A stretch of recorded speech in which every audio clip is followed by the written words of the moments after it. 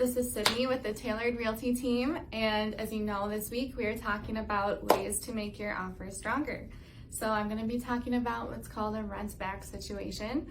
This is when you are purchasing a home and you close on a certain date, but you allow the sellers to live in the property for maybe 30, 60 days after you close on the property. So technically you're the owners of the house and you are renting it back to them for free.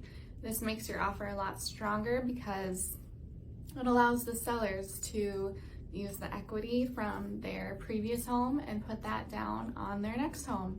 So huge selling point to the sellers when they are looking through offers and figuring out which one is going to be best for them. And that's it. Thank you for watching.